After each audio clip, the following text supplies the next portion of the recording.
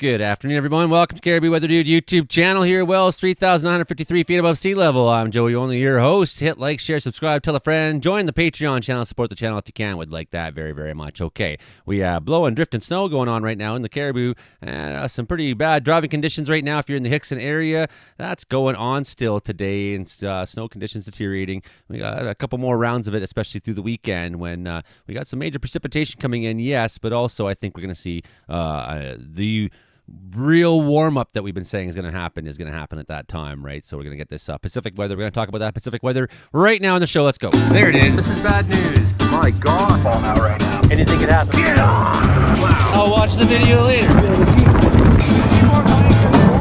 They dry mopping this. And just following up where that band of snow is today. As you can see, a little bit of snow through the Prince George today. Karen Richards tells me there's been a number of accidents in the Prince George area today, although nothing shutting down any highways. Lots of fender benders and things like that. As you can see right here is our line of snow coming through Cinema, through Strathnaver, Hickson area. This one band in particular, particularly thick and heavy. So that's what you'll be looking for the next bunch of hours, as that sort of still comes over that part of Highway 97. Other than that, things aren't too bad. But yeah, some light snow here in Wells, some light snow in some of these areas out there. You can see that the snow is not very reflective on the radar.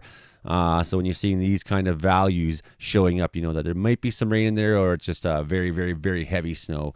A look at super res velocity here on the right-hand side, just to give us an idea of where some of those winds are. So I think radar station's right in the middle. So the green is coming to the radar station and red is going away from. So you can tell we got a much more of a southerly flow to this wind, and that's great. That's helping transport in some of the warmer weather we've already been seeing, and that'll also give us a little bit of a clue as to the direction that things are probably trying to travel in. So I think that 97 area is going to be snowy for a little while longer. Next topic.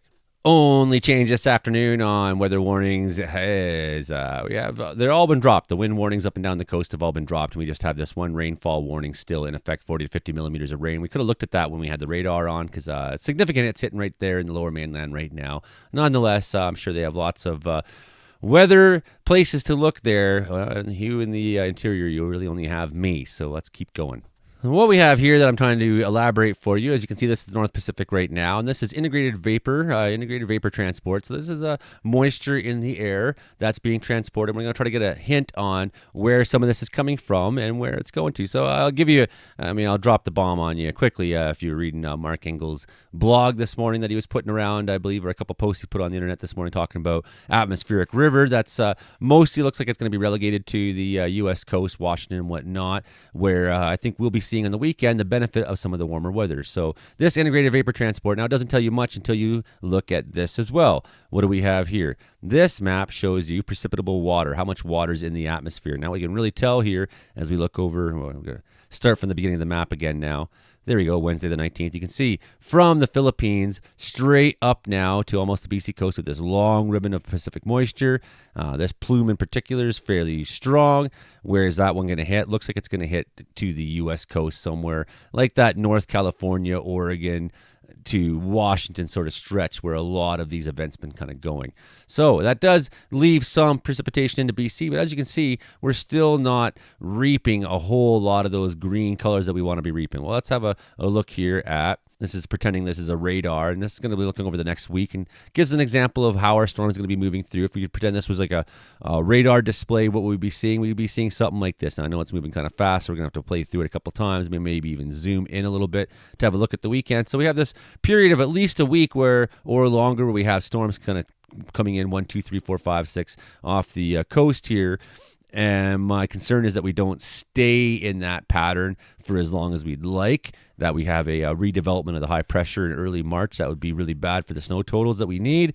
That is my concern right now. We're going to zoom in for a second here and just watching over the next week, round one, Saturday, weekend, Sunday, another round, mostly affecting the coast. Some of that breaks inland on that round. So as you can see, like, we're getting some inland, some. That looks nice. You know, getting moments of it. we're not making up for how low the snowpack is in lots of places. I'll continue to move on here to our next map. And of course, as that Pacific moisture comes in, it's going to beat back this extreme cold that's been sitting there in the prairies. You got one more night of it for you in there. It starts to move off. Northern Ontario can have some. Northern Quebec can have some. Newfoundland can have some. Even reaching a little bit down into, looks like New Brunswick, Gaspésie. Some of that nice cold coming for you. Well, we get this nice warm up here, and you can see some of those low pressure systems will get established in the prairies. So at some point here, we're going to see an Alberta Clipper break out and bring a round of snowfall and all this across. And it may be that when that happens, we're going to see a similar event like we saw last time with the last strong Clipper that went through Alberta. Well, here's a robust mid-latitude cyclone now. This is sort of our storm that was in the East Coast, affecting everyone this weekend. Now out in the middle of the Atlantic Ocean, kind of churning around, a little bit disorganized, maybe a series of lows, and definitely lots of precipitation, hammering Europe with it. As you can see, that counterclockwise motion, lows travel counterclockwise, and highs spin clockwise. That's their nature. So when the low is spinning counterclockwise and drags this cold air down and behind it, that's what I'm concerned about when we get that next low through the prairies, that it may just reinstitute another round of cold back down in for us in March. And I remember the first time I came west in March, and it was minus 30s in Alberta, and I just thought that's what the prairies were like, man. I had no idea that winter was any better than that. That was my first experience. So let's have a look at the larger map right now. Lots of thunderstorms kicking off down there in the Gulf of Mexico states.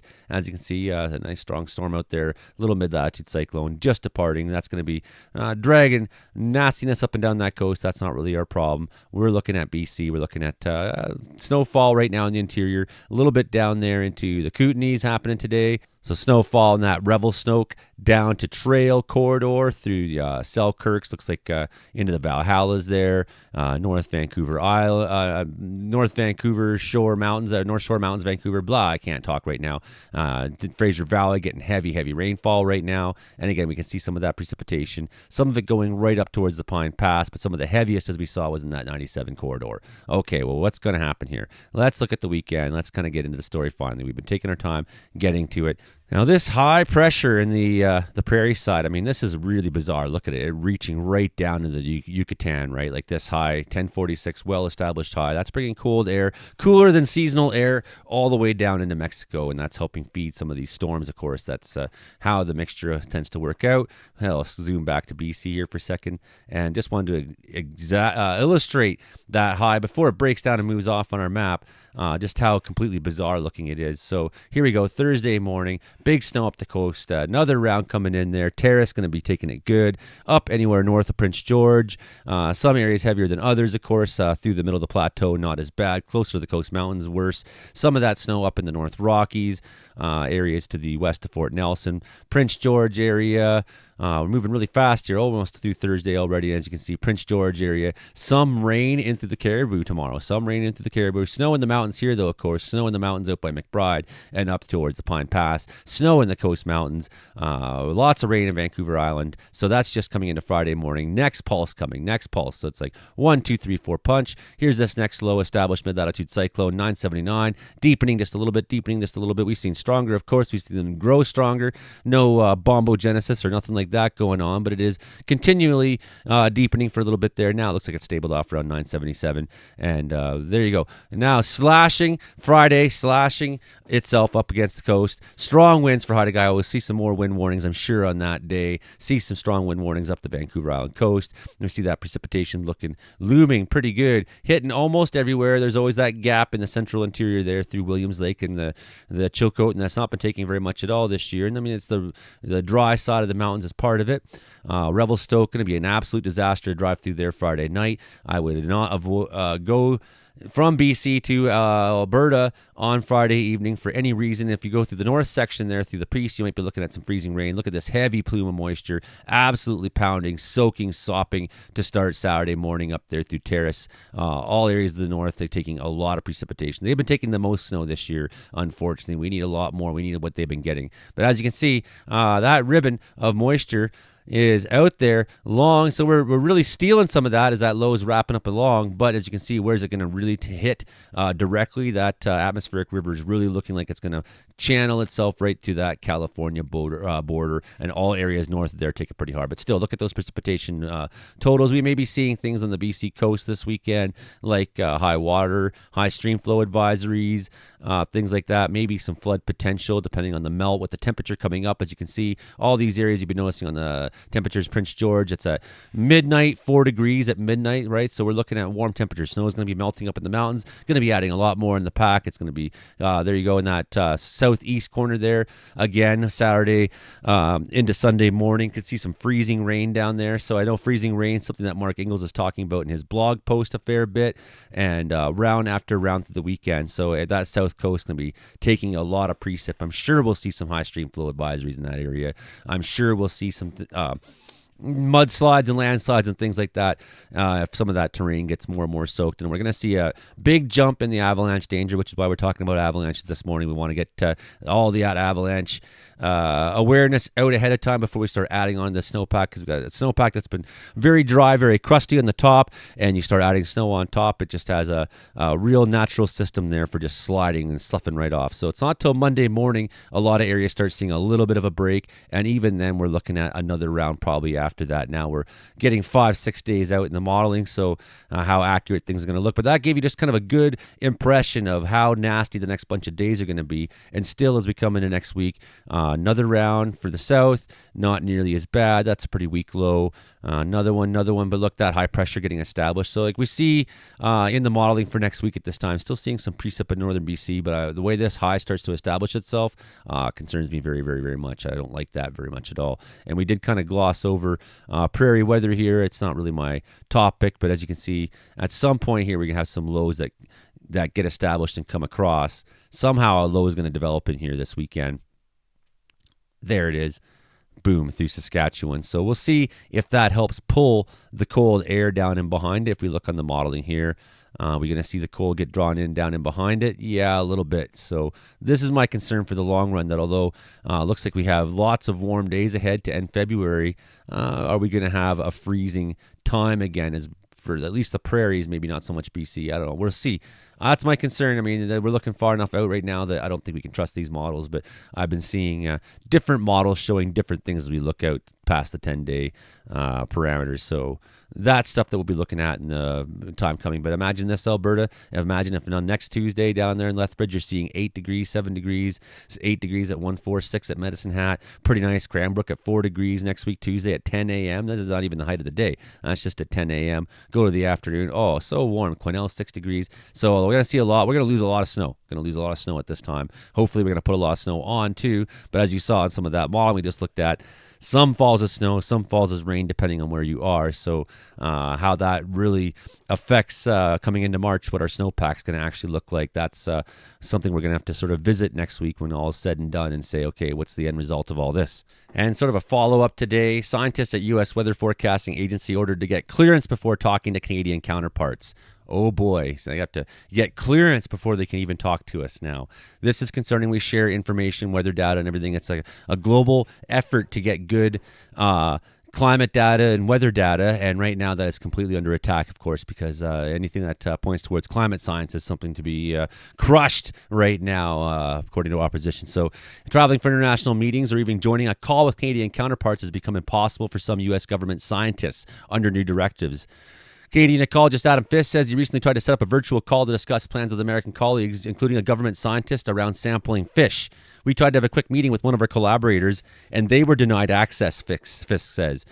Given that the Great Lakes and their aquatic life straddle both sides of the border, having American scientists suddenly barred from the meetings has had deep impacts. That, combined with funding freezes, is drastically altering the way science works in North America, at least for now. Fisk, who is the Canadian research chair for changing Great Lakes ecosystems at the University of Windsor, receives funding from the U.S. National Oceanic and Atmospheric Administration for his work. NOAA, a federal agency, provides scientific information, research, and forecasting, including daily weather reports, hurricane tracking, climate modeling, and marine monitoring. Fisk says the total U.S. research funds he's had frozen up for his department in Windsor adds up to $700,000 or $993, about $1 million Canadian, basically. That's left 2 of his Great Lakes research projects left on hold, one related to studying the movement of fish and one that used autonomous underwater vehicles to study how climate change is affecting Lake Erie. So, these NOAA internal emails that CBC has had a hold of says they have to get senior approval on all upcoming international engagements until the end of March 2025. This is nervous stuff. The new guidance from NOAA policy team states that limits on international engagements should be applied broadly to include all NOAA-funded international travel within the U.S. for international meetings and whatnot, virtual meetings such as an international topic, policy, or scientific collaboration. Virtual meetings are now required to be submitted for review if they touch on an array of topics, including climate, energy, offshore wind, ocean mapping and exploration, competitive seafood, aquaculture, ocean plastics, the World Meteorological Organization, Arctic security, and Arctic energy. This is some mad shit. Emails with international counterparts that are in scientific in nature and involve the exchange of scientific data must be submitted for review. Holy fuck. The CBC News has agreed to protect the identity of the sources. They have reached out to NOAA for a comment. NOAA Fisheries spokesperson Rachel Hager denied federal scientists have been ordered to stop communicating. In a separate email, Mona Allen, Director of Public Affairs for NOAA Research, said the agency remains committed to serving the American public, and we continue to work with partners who provide these important services. Draconian changes, though, are bad for the planet, scientists say. Well, yeah, The mission statement still posted on NOAA's website says its role extends beyond national borders. It goes beyond national border to monitor global weather and climate and to work with partners around the world. But these internal emails obtained by CBC undermine the essential objective. It's very draconian, Fisk said. Throughout his career, up until Trump's recent inauguration, he said it was normal to share resources, ideas, and data with colleagues south of the border. The Great Lakes is an excellent place to show where Canada and the United States can come together and do really good research. It's a border like the border doesn't even exist there, is how it should be. Fisk said emails with his U.S. counterparts have slowed to a minimum. He's not the only one at the University of Windsor who's had their research put on hold. From studying the impacts of climate change to tracking hurricanes that travels up the Caribbean to the U.S. coast of Canada, NOAA's work is closely intertwined with Canadian weather forecasting and research. Many worry that it will mean what this will mean for the research community. Gretchen Goldman, president of Union for Concerned Scientists, put it simply, I think science is under attack in the United States. Yes, that's correct. But she encouraged her colleagues to not give up hope. I think we should hold the line and take it day by day. Former NOAA officials are now told that the workforce could be halved. Reports of looming mass layoffs at the U.S. agency have struck a chill among federal science. Jan Hagen, a fisheries ecologist, is a NOAA affiliate who works for a company contracted by the U.S. government. She told CBC News that she's been cautious and limiting communication with international colleagues to technical aspects of the job. She has emails from collaborators she hasn't responded to. Andrew Rosenberg, a former deputy director of NOAA, National Marine Fisheries Service, told CBC that slashing 50% of the agency's workforce is being discussed on Capitol Hill. This is a transition of destruction. I've never seen anything like it, says Rosenberg, a marine scientist. He said it's normal for political parties to shift their priorities under new governments, but nothing like this has ever happened. This is a fire hose of policy changing, targeting American scientific institutions. It's not just limited to NOAA. The communication freeze of the National Institute of Health has created chaos, and as disappearing data sets from the Center for Disease Control now have sent Canadians racing to archive information before it's lost. Terrifying. Also in the crosshairs is Environmental Protection Agency, who have had hundreds of staff now terminated. According to Remy Quiron, the president of International Network for Governmental Science Advice, there's no denying that there will be ripple effects if this is part of a long-term trend towards dismantling and severely restricting the work of scientific institutions in the United States. Science should be without borders. I think globally it will slow down progress in research, Quiron says. So, no official notice on changes, say the Canadian government. Canadian government, for its part, hasn't received any official notice. In an email from Environment Climate Change Canada, spokesperson Samantha Bayard underlined the long-standing relationship with U.S. counterparts. ECCC and NOAA have collaborated daily on a number of different fronts, including Arctic waters, Great Lakes, through joint ice observations, forecasts via the North American Ice Service, producing integrated weather models as part of the North American Ensemble Forecast System. Quiron suggested the situation could create some benefits for Canada as the chief scientist of Quebec this could be a chance to draw talent. We could steal some of their meteorologists and some of their scientists, we're thinking, and that's a good way to look at it, I think. Already we have inquiries in Quebec, Canadian scientists in the U.S. that are thinking maybe it's time to go back home. Right, but for many, it's too early to see any silver linings. 35 years of experience has Rosenberg, who's furious. Does that have an impact on Canada and the rest of the world? You bet, he said. The U.S. has the strongest science enterprise in the world, and these people are throwing it away. They're not just throwing it away, they're trying to smash it. All reminds me of something Charlie Angus said. He was a NATO Yesterday, today he's still in NATO, and then this loud Republican there saw the Canadian flag on his lapel pin and reached for it, saying, "Hey, Canada!" I stopped him and said, "Don't touch the Canadian flag." "Just joking," he replied. "You'll die before you touch our flag," Charlie Angus said. Not joking. He scrambled out of there as if I would let a goof like him manhandle our nation's identity. So that's what I got for you this afternoon. Hit like, share, subscribe, tell a friend. We'll keep coming back with more and more details as we get through the weekend. Of course, we got the podcast tomorrow night that we're thinking about pausing, postponing, or canceling for once because of the hockey game with the States. It's a big deal, this hockey game. Everyone's going to be wanting to watch this, and it's like it starts at 5 p.m. our time here. Our show starts at 6:30 p.m. It's like, I don't want to start a show right when the height of the hockey game is going on. So it's like we're having a fundamental crisis. We haven't quite decided what we're going to do, so stay tuned. We'll have some more details for you all that soon. But yeah, it's snowing nicely here in Wells. Not hard. I wish it was actually coming down in buckets. There's still time. This next week we're going to see at least a couple rounds of storms. Okay, that's what we for today. Bye now.